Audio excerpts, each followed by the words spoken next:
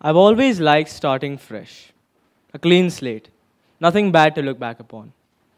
When we're starting fresh or it's a new beginning, we always think of the triumph and success we are going to have in the future.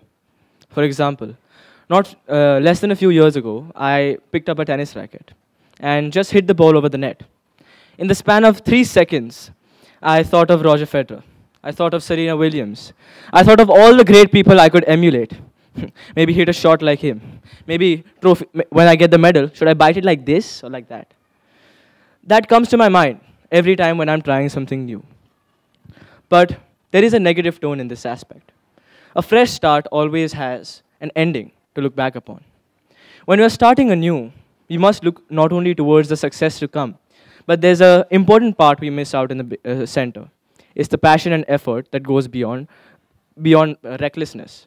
It's the passion we put towards our things. Today, I'm going to talk about how to quit quitting. Let me talk about a story about resilience, facing adversity head on, and having a reality check. I know it's a little ironic, but give me a try. The story starts when I was a mere 14-year-old boy. I had moved to America. In the pandemic, when India had shut down, I wanted to go for an education towards the land across the Atlantic Ocean. I look towards those years now and say that the journey I went for was nothing short of education. It made me realize that I am a quitter.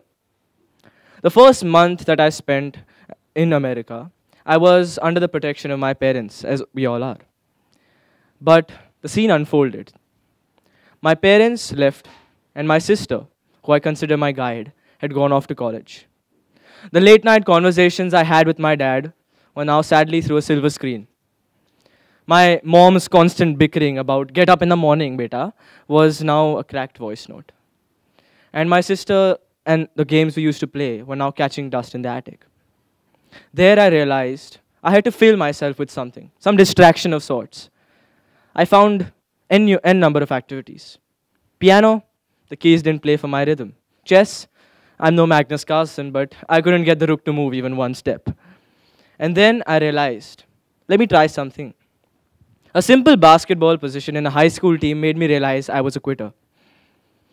I spent 2 months of effort, time, and dedication towards this simple basketball position. I thought of hitting shots like Stephen Curry and dunking at 6'8" like LeBron James, but I couldn't. And then the coach gave me the first rejection. Denial. That was my first thought. He said, maybe next time. That seemed to stick with me. I don't know why. Nobody wants a maybe next time. What does that indicate? Okay, apna time aayega beta. It's not right now for you. It'll come soon. But what about this time? You're ready. You're there now. That is something that everybody wants. I realized shortly after getting rejected, I was a quitter. That is the first stage of how to quit quitting. Realization. Life's a buffet. Sample everything. I was a sampler extraordinaire.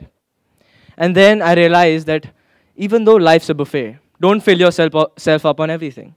You have to have a daily routine. You have to have something that holds you, a constant. And then comes stage 2. Rise and shine. Level 0. I want you all to ponder upon one concept. When we're playing our games or video games, we always think of level 100. Wow, that emerald sword will be in my infantry. That AK-47, yeah, I've got it. No. Start at level 0. Switch the concept. Never think of level 100. Never. When we think of level 100, we think of all the success we can achieve. We think about how great we can be. We can flex on some noobs also, for sure. But we never think about the dedication that goes towards being 100.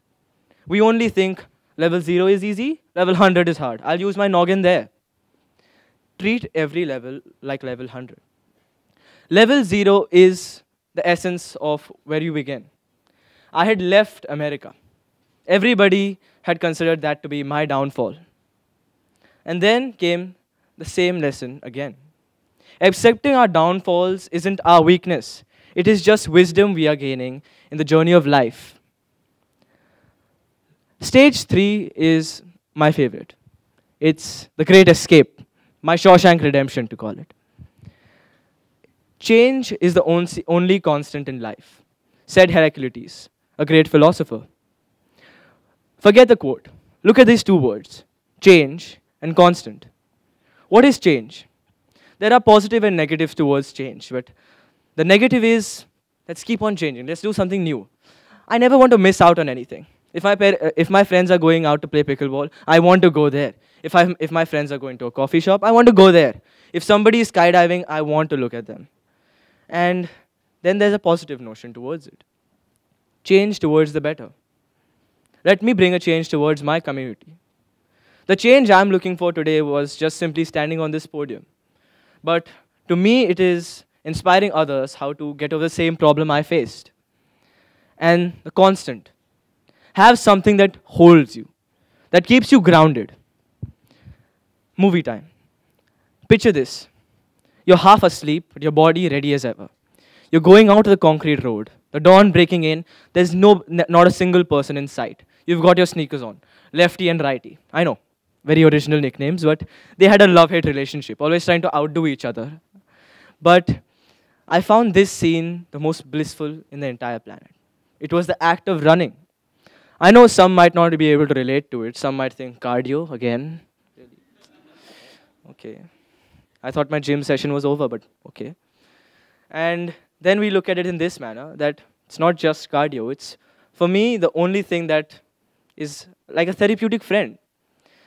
As the speaker before me said, the couch. That to me was similar. You can't go back. You can't do anything wrong when you're in your zone, the athlete's zone. And you have to have something that keeps you grounded. After you find this change, what comes? The worst part in this is sticking to things. Stage 4.